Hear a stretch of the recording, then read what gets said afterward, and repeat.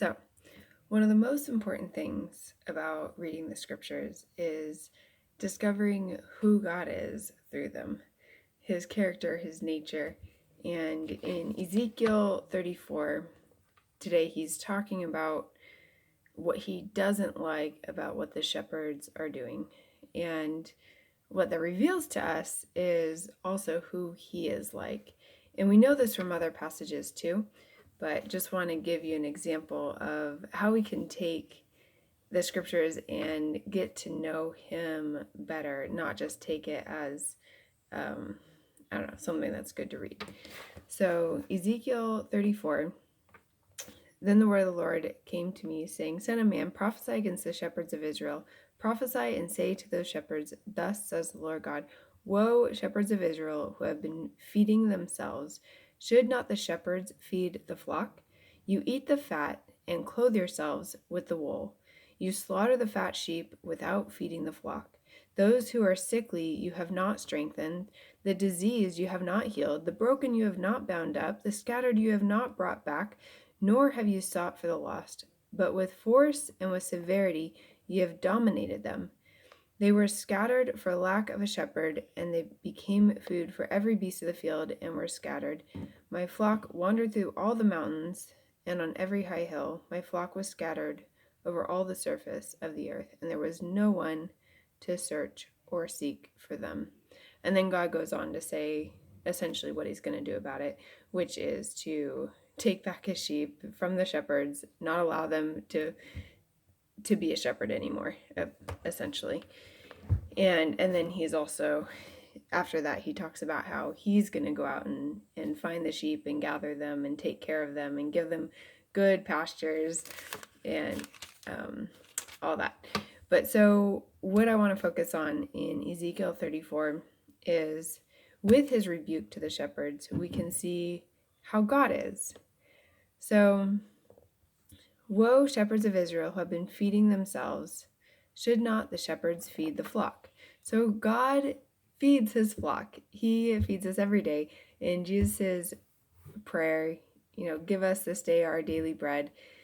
Throughout the time that Israel was in the wilderness, God fed them every day. He provides food for us.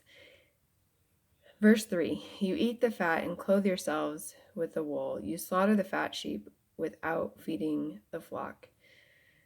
So, God just doesn't do that. Those who are sickly, you have not strengthened.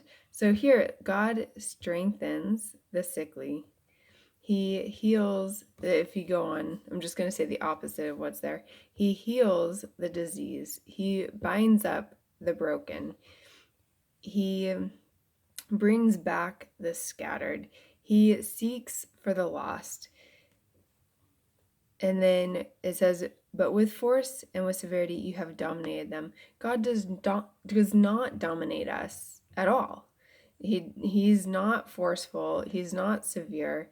He is very gentle, even in his guidance, generally speaking. From my experience, I think he guides depending on our personalities and what we need. With me, he has always been very gentle. Yeah.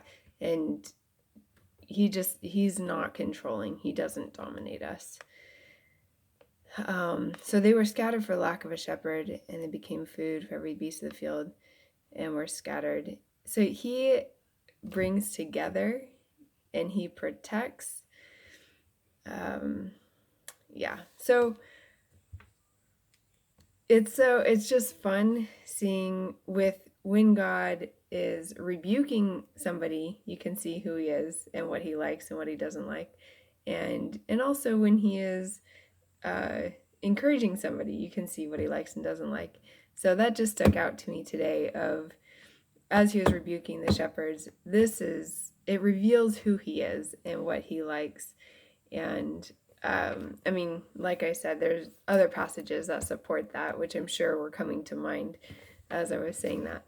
So it's nothing new. It just is a way that we can get to know God from reading the scriptures, because that is the point of it all. Really, God's deepest desire is for us to be in communion with Him and abiding with Him. He does not want us living for Him. He wants us living with Him and walking with Him and knowing who He is, what He is like. So, hope that blessed you and hope you apply it to all of Scriptures.